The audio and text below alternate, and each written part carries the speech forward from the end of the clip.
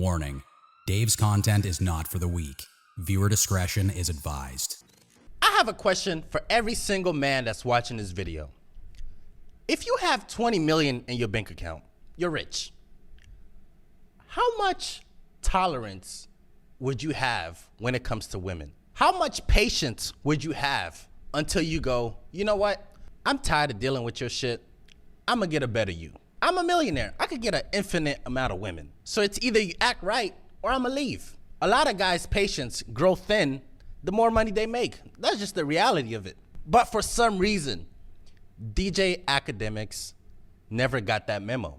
And to be honest with you, it's sad to see that someone at his age still haven't gotten that life lesson. So if you're confused, here's what I'm talking about. By the way, I know Akademiks has been on the news about him allegedly SAing a girl, but if you're an advocate Akademiks listener, you know those stories are not true. Akademiks went to the police, he gave them the footage recording, they found him innocent. So when you see a lot of these blogs trying to expose him, it's really because they don't like him, because he already went to the police and figured everything out. So with that being said, that's not what I'm about to talk about today. I want to talk about why Akademiks is a simp and actually break it down. And to be honest with you, I think I figured it out. I honestly think I figured why Akademiks is a simp. But hear me out. So Akademiks has been dealing with this girl named Cheyenne. That's his girlfriend. They've been dating for like 2 years on and off. And if you watch Akademiks enough, in one of his streams, he mentioned that he wanted to get married. I just assumed he was gonna marry her because that's the girl we all know about. So basically, Akademiks was in love. And I'm assuming he actually wanted to settle down with this girl. But here's the first problem. Akademiks is 32. Cheyenne is 23. Huge age gap. Now, here's the first red flag that I got from this. As a 32-year-old man and you're dating a 23-year-old, do you actually think that the maturity and compatibility would match? The maturity of a 32-year-old man and a 23-year-old woman will never match. She doesn't have enough experience in life to be compatible with you. She's a child. She does not have the life experience to deal with the 32-year-old man. How old is she right now? 23. Her Time out though. That's crazy though, bro. What? You 32 dating a 23-year-old. If that was my little sister, I'd stick my foot in your ass. Hell no, that's normal, nigga. Bro, my little sister 23. She can't date you. You a whole man. Like my little sister got some development to do in the brain. She ain't even mature enough. Your sister can't date a in her 30s? Fuck no. She better go date a 23-year-old, 25-year-old, the highest. No nigga in his 30s for what? Nah, you crazy.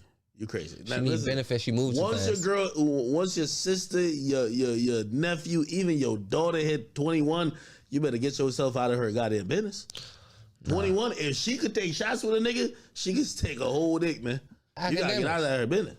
You was 12 years old before that girl was born. It don't matter because if you look at Jay-Z and Beyonce, he was 20 before she was born. Akademiks. Jay-Z was Jay-Z was 20 before Beyonce was born. You can have a baby at 12. You could have had a child before she was a child. Hold on, that sound good. It's not about. It's not sound. That's facts. Hold on, listen, it sounds good. Look at Robert De Niro. That had a kid like motherfucking like 80. It's not about the age difference. You dating a 23-year-old because you fear of a 32-year-old. A 32-year-old woman will not play with DJ Akademiks. Your shit'll be bald-headed here, no, my granny. Yeah. You gonna go get your 23-year-old that's gone off the glitz Lamb of fame in the Lamborghini truck. Yeah. It makes sense. A 32-year-old woman can't have kids, man. I'm trying to have a whole family, man. And mind you, Akademiks is a millionaire. She does not have the life experience to deal with the 32-year-old regular man, and she definitely doesn't have the life experience to deal with the rich 32-year-old man. There's a difference. A 32-year-old man that has a 9-to-5 would probably deal with a 23-year-old woman. But being a 32-year-old man that's rich and tolerating a 23-year-old,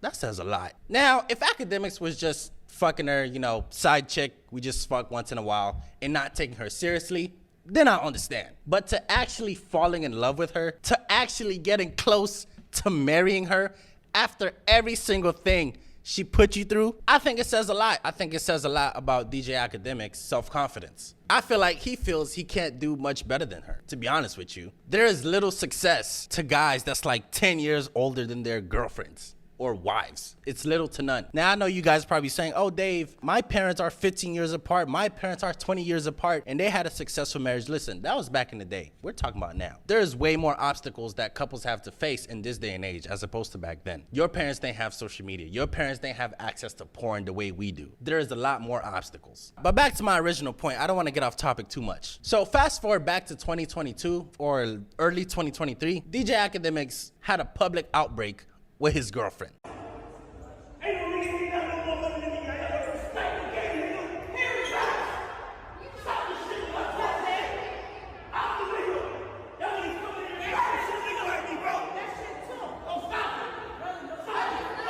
She was trying to fight another woman. DJ Akademiks saying I was the prize. It was a public display that showcased how DJ Akademiks doesn't have control in his own home. He doesn't have that muscle where his woman would understand that, hey, don't embarrass me in public. I'm a public figure. Because if you do this shit, I'ma leave. DJ Akademiks does not have that muscle.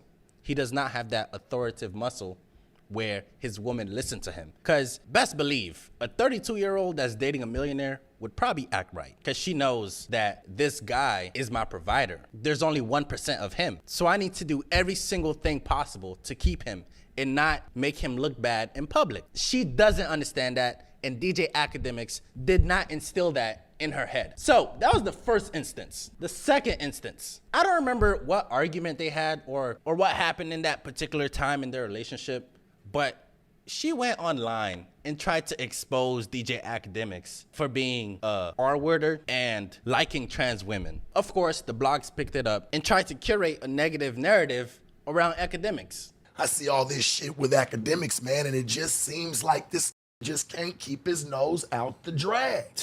You always got something to say about everybody else and their play, but what's up with you liking boy pussy? I need to know this early morning. I think everybody now you like pussy, huh? That's what we on now?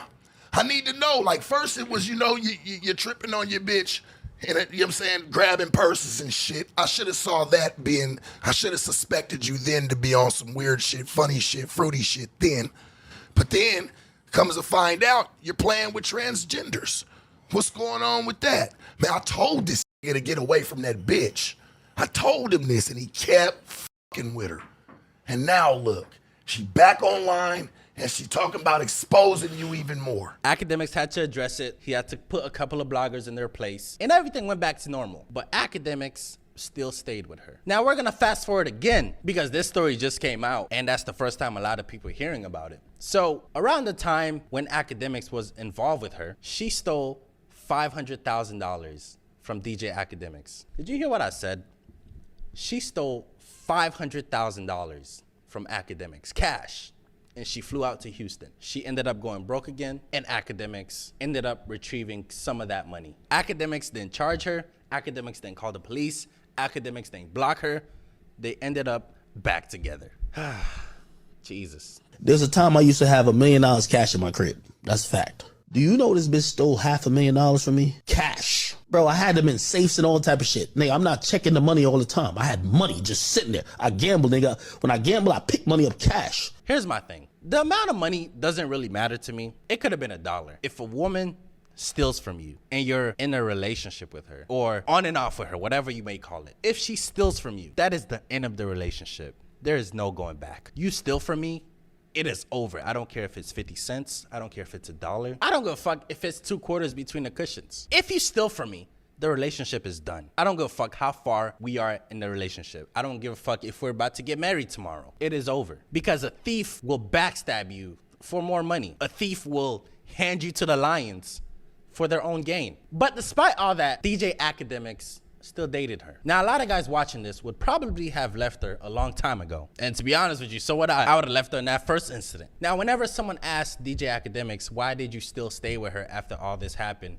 He always said the same thing: trauma bonding. They both went through some type of trauma, and that connected them to overlook certain things. And I get that to a certain extent. Like, you can trauma build with someone, and it can feel like, well, this person is the love of my life because we went through something. We're one. And that's where you guys get the chemistry. But my question is, how long can you be a subject to this type of abuse? She stole $500 from you. She tried to take your career away. She told the media you like ladyboys. Where does it stop? Are you waiting for her to backstab you and have goons try to rob you and kill you for you to be like, okay, you know what? Maybe she wasn't the one for me.